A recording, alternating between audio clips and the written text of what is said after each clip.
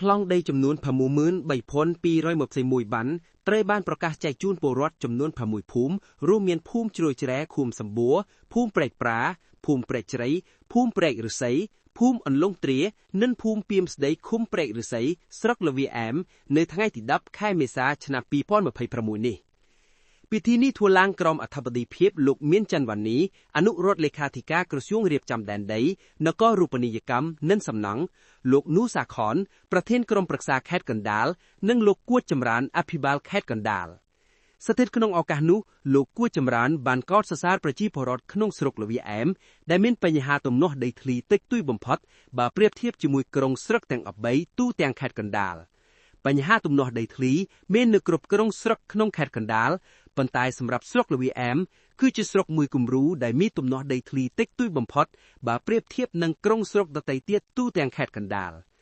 លោកអភិបាលខេត្តបានផ្ដាំផ្ញើបងប្អូនប្រជាពលរដ្ឋនៅពេលដែលទទួលបានហើយសូមបងប្អូនប្រជាពលរដ្ឋត្រូវគិតគូរទុកដាក់ថែរក្សាឲ្យបានល្អ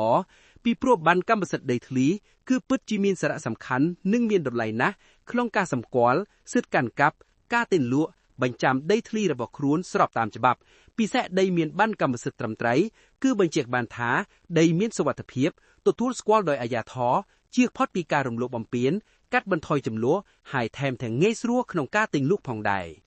ក្នុងឱកាសនោះអភិបាលខេត្តកណ្ដាលបានអំពាវនាវបងប្អូនប្រជាពលរដ្ឋនានៅក្តៅនេះអាកាសធាតុក្តៅខ្លាំងបង្កឲ្យប៉ះពាល់មនុស្សសត្វនិងធម្មជាតិងាយរកនៅជំងឺដង្កាត់ដែលបណ្ដាលឲ្យមានគ្រោះថ្នាក់ផ្សេងៗដើម្បីទប់ស្កាត់រឿងនេះសំណូមពរដល់ប្រជាពលរដ្ឋត្រូវពិសាទឹកឲ្យបានច្រើនករណីដែលមិនចាំបាច់សូមគុំនៅក្រោមកម្ដៅថ្ងៃ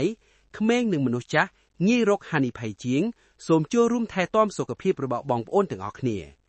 ទន្ទឹមនឹងនោះបញ្ហាអគ្គិភ្លីនៅពេលដែលក្តៅហួតឯងខ្លាំងងាយឆាប់ឆេះដែលអាចបង្កវិនាសកម្មដល់បងប្អូនគ្រប់គ្នាដូច្នេះសូមបងប្អូនទាំងអស់មានការប្រុងប្រយ័ត្នទាំងអស់គ្នា